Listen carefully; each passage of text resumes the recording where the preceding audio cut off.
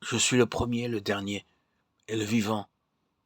J'étais mort et voici, je suis vivant au siècle des siècles. Je tiens les clés de la mort et du séjour des morts. Apocalypse 1,18. La simple apparition du Seigneur glorieux nous fait découvrir notre faiblesse. Mais bien plus que cela, elle nous fait connaître la magnificence du Seigneur.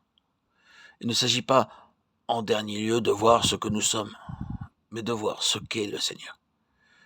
Si nous le connaissions, nous connaîtrions aussi nous-mêmes. Le Seigneur poursuit le désir de se révéler lui-même à nous. Combien réconfortantes sont ces paroles. Moi, je suis le premier, le dernier, le vivant. J'étais mort et me voici vivant au siècle des siècles. Je tiens les clés de la mort et du séjour des morts. Apocalypse 1,18. Puisqu'il est un tel Seigneur, il peut réconforter Jean par « Ne crains pas ». Le Seigneur Jésus est le premier, le dernier, le vivant. Il est mort à notre place. Mais il est maintenant ressuscité pour notre justification. Romains 4,25. En raison de cela, au jour du jugement, nous pourrons nous tenir hardiment devant son trône. Nous échappons aux peines éternelles de l'étang de feu par sa mort et sa résurrection, et à la honte de son jugement également par sa mort et par sa résurrection. Examinons-nous pour voir si nous dépendons vraiment de la mort et de la résurrection du Seigneur, si nous sommes attachés à quelque chose d'autre. Assurément, nous faillirons. Qui est prêt et assez fort spirituellement pour rencontrer le Seigneur? Cela ne dépend pas de ce que nous sommes meilleurs que les autres personnes, mais de la mesure de la mort et de la résurrection du Seigneur que nous expérimentons.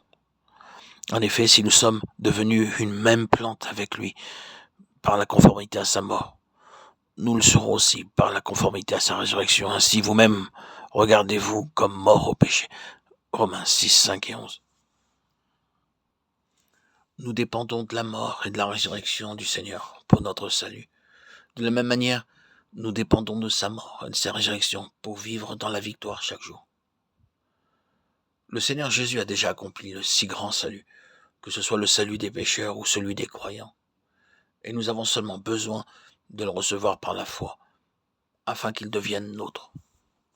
Il nous faut connaître ce Seigneur mort et ressuscité. Nous devons nous unir nous-mêmes dans sa mort et dans sa résurrection par la foi. Notre Seigneur est le premier, car il est la source de toutes choses.